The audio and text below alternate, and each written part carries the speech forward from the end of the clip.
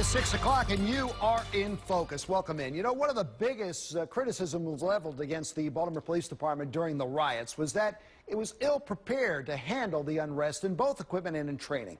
Well, police say 168 officers were injured in April and May, and we are here on In Focus. We were the first to show you just how much new equipment police had to emergency order for the fly this spring.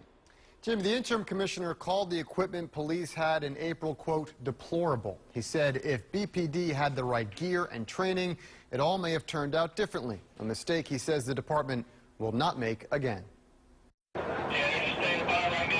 If you look at video from April 25th and Monday, the 27th, you will see Baltimore police officers with just old standard issue helmets and insufficient shields, along with a lack of non-lethal tools like pepper spray to quell the menacing crowds.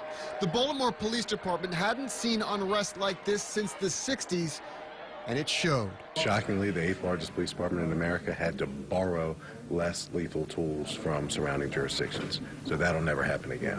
What kind of role do you think that played in people becoming more emboldened and the riots? I think if we had the appropriate less lethal tools on Monday, April 27th at Mandalman Mall, you wouldn't have seen that happen the way it happened. The inability to quash the riots or be prepared for them was evident in just what the department was ordering on the fly in the first few days of the unrest. ABC 2 News obtained the emergency purchase orders back in June, showing nearly $2 million in better helmets, shields, and gas masks starting on April 25th. We had deplorable equipment and we had inadequate training. So the big push since last May has been to get the equipment and get the training done as quickly as humanly possible. 1, 2, 3, suck it in. We saw some of that today at the police training facility on West Northern Parkway. Baltimore police showed us what is now standard issue gear for its officers. Sturdier helmets, protective gear on the torso, legs, arms, and even a gas mask. Equipment instructor and detective Robert Himes says gives him and other officers a boost in confidence since last spring.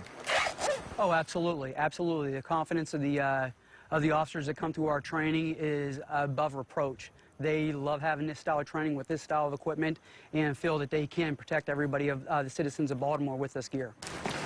Police say about 90% of the department has been trained and outfitted with this new and improved gear. Himes says it takes about a half hour to teach an officer how to put it on and take it off. But in addition to new protection, the department also has had many officers go through civil disturbance training and mobile field force training, which is arrest teams armed with non-lethal tools like pepper spray, much like you see here from late April at Penn and North. Slide through this pad right here.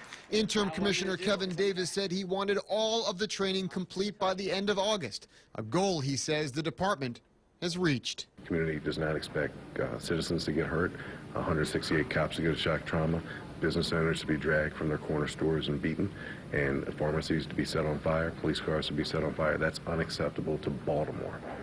So that's not going to happen again. The other thing Davis said the department lacked in trying to quash the riots was experience. Davis said the BPD made the mistake of thinking it could handle the unrest because of its success handling large crowds, like at the Preakness, 4th of July, or New Year's Eve celebrations. But they are two entirely different scenarios, saying his officers now have the experience, up-to-date equipment, and the training. While it is unclear how much the department spent on this new gear, it says it will continue training its officers in how to handle civil disturbances. All right.